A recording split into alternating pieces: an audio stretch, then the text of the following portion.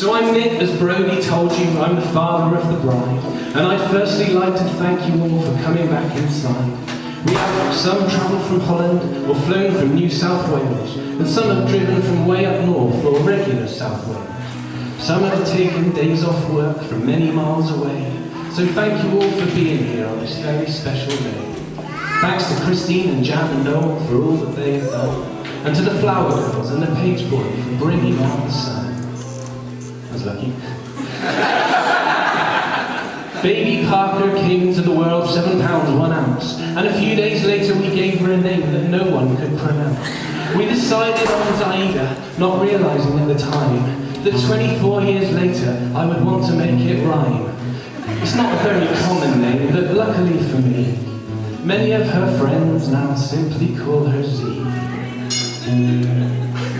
The first time that I saw her, my heart was set on fire. A daughter for her mum and me, and a sister for Delia. The three of us were overjoyed with so much love to give. We were basically still kids ourselves, learning how to live. Her first language was English, but she didn't speak it much, taking Spanish club at school and being fluent in French and Dutch. When she was a toddler, she even had her own. Mothers and Toddlers was Muddler Luddler, a name by which has since been known. A few months before she was born, you know what we're like with names, we rescued a female puppy and decided to call her James. As a toddler, Zaïda would try to call James, whistling her method of choice. But what she was actually doing was shouting, "Phew, wit!" at the top of her voice. That's literally what she was doing. I'd take Zaïda down into town in a basket attached to my bike, and we'd stop off at Starbucks or Madison's for a baby chino or the like. Then off to Muddler to Luddler, or King Arthur's Castle again, or to nursery to see Miss Tiggywinkles, aka Auntie Pam and Lorraine. But bag packed and raring to go, Zaïda went off to school, bright red hair to match her uniform, which was maybe a little bit cruel. She had an amazing teacher, the lovely Mrs. Baird, whose marbles into the flower pot game was the highlight of the fair. Flo and Silas had since arrived and a family was complete. We'd even managed to bring another dog in off the street. That's 20 legs in a 3-bed house, like sardines in a tin. But with homemade bunks and makeshift walls, we managed to squeeze everyone in. Zaïda went on to Crispin, where she nailed her exams, excelled in sprint and high jump, rediscovered her love of dance, from ballet and tap to hip-hop, contemporary to street, and even back in her maypole days, she's always been good on her feet. She also joined a choir at school, which you may not think would suit her, but it turns out she joined with Megan and Holly to get out of going to tutor. She'd go to Wells Cathedral for a concert every spring and try her hardest not to giggle while pretending she was singing. Nearly every Sunday we would go to church in town, and if the weather was good enough, we would often cycle down. Zaïda would get to ring the bells if Roger had no objection, and if that went well enough, well, she got to do the collection. Then it was off to Glanners or Alexa's for a roast, or a barbecue at Greatwood, or a walk along the coast. I don't think I'm going to do this without having a glass of water, by the way. Zaïda was always active, skipping or elastics, and Saturdays were saved for trampolining and gymnastics, practicing in the garden, Grandad helping with tuition, heading up to Baskervilles to smash the competition. Maybe I'm exaggerating, I'm allowed today, I'm told, but I'm pretty sure that all the medals she brought home were gold. Not ready to give up gym, but with retirement age approaching, Z went on to judge competitions and turned her hand to coaching. It wasn't just in floor and vault Zaïda had the edge. There was the annual Street Society show of flowers, fruit and veg, making poodles out of broccoli and penguins from papaya. Zaïda would often take first prize with a little help from Delia.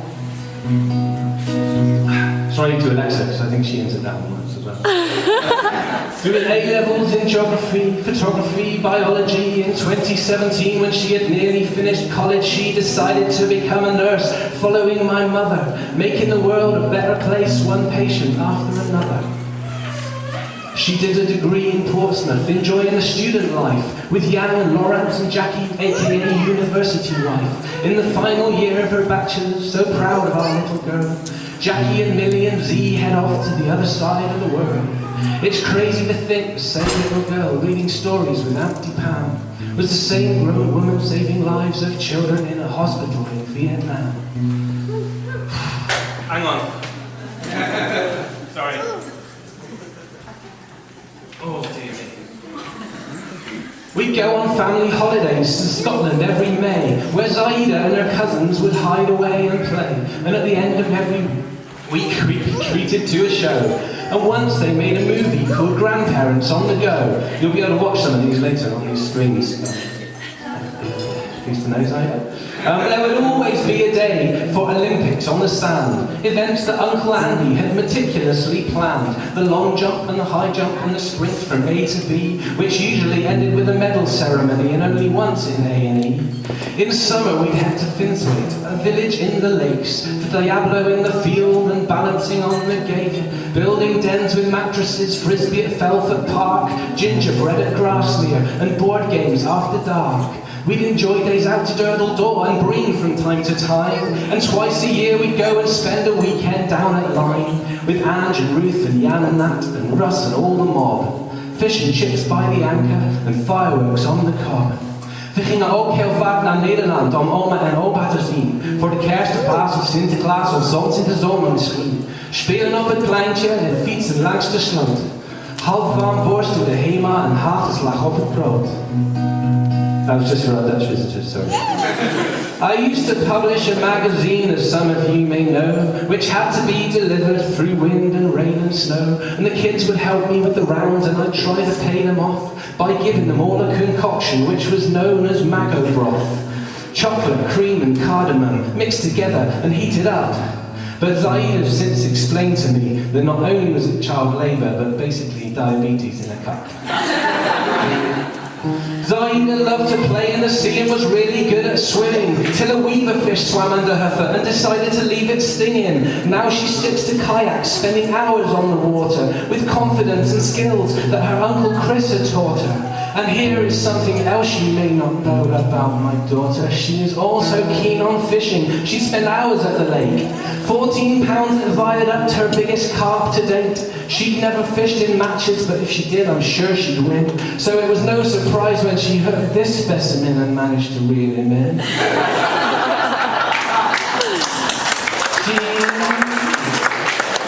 She also knows a very cool trick that brings maggots back to life. But if I tell Nathan what that is, he may never ever want to kiss his wife.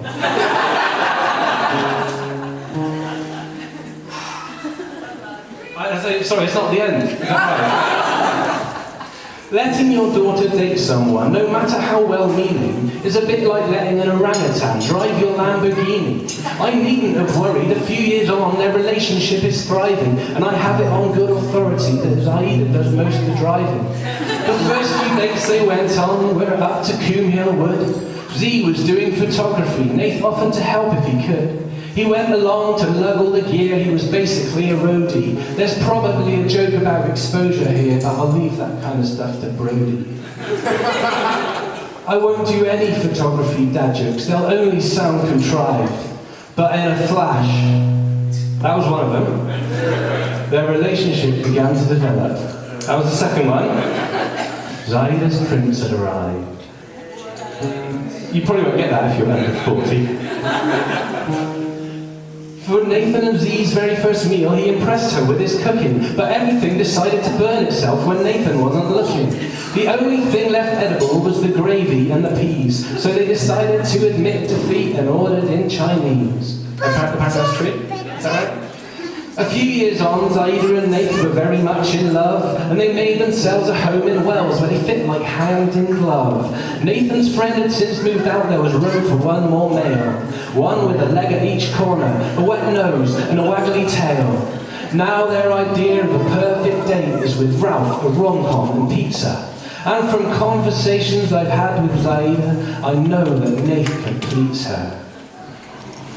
I read somewhere that a father and a husband will often share some traits, so it's no surprise that Nate's so hench with an IQ of 208. The more I've come to know him, the more my respect for him's increased. It's okay that he takes a week off work when a computer game's released.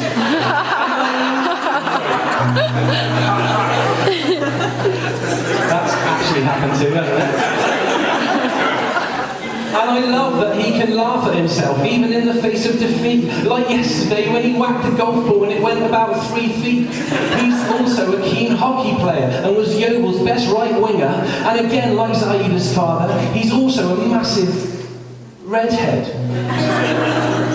Right, last sheet, I promise. Oh, man. But joking aside, I love you, mate, and look forward to many more years of Trivial Pursuit and football, and barbecues and beers. I'm truly glad Zaïda has decided to be your wife, and I'm very pleased to officially be able to welcome you into our life. I need a breather. Okay. There are a couple of people not here today who really should have been. Zaïda's Opa Christian, the father of Christine. Opa was always building things and was quite the handyman, but the best thing he created was by far the Bombosh clan. Zaïda would have been given a hug by Opa if he were here. A felicitated meisje would have been whispered in her ear. Christian, as the name suggests, was a wonderful man of faith, so he'd also read some Bible verses and prayed for Zee and Nate. Also missing from today is a very significant other. One half of Glana, Zaïda's granny, Liz, my mother. If Granny were able to be here today, I know she'd be elated, and I'm confident she would have given you both some calligraphy she had created. When she first became unwell, the two of you were together, and something that she said to me will stay with me forever. After she was diagnosed, I was sitting by her bed. We were trying to process the terrible news, and the very first thing she said was that she wasn't done with living yet. She wasn't ready to go. And she wanted to be here to see you get married and to see her great-grandchildren grow. It was an honor to walk you down the aisle, and with every step we took, I was wishing they could have been here to see how beautiful you look. Your dress, your hair, your smile, and even your trainers too. I know that Granny and Opa would have been in awe of you. And I like to think that even though they're not with us here today, that Opa and Granny are still very much a part of this wonderful day. You'll be pleased to know we're at the last page, literally last piece of paper there. I probably should apologise. I thought this would be shorter, but it's not every day you get to sing the praises of your daughter. It started out with just a couple stories, but from there, it escalated like a set of slowly moving stairs. I could go on for hours still, but I'll stop as I've been told we have a few more speeches to get through, and the camembert's getting cold. I think the meal we're about to eat has 6 or 7 courses, and I didn't even get to tell you all about the horses, or weekends away with Sophie and Ellen, days out with Glana, or the 3 months spent in Holland with Olivia and Anna, or the time she nearly adopted a baby or worked at Bluebird Care, but Nath keeps glancing at his watch, so I better leave it there. So I thank you both for a wonderful day. I'm assuming it cost quite a lot, but I'm hoping you've kept some money aside for nappies, a pram and a coffee. So everyone please charge your glasses, which basically means fill. Stand if you are able, and join me in a toast if you will. Zaïda, I want you to know I'm so proud of you, and I have been right from the start. And although you don't fit in my lap anymore, there will always be room in my heart. Nathan, take my daughter and cherish her, but know that I'm still going to be here. I wish you a wonderful life together. To Nathan and Zaïda. To Nathan and Zaïda. Mr. Richards.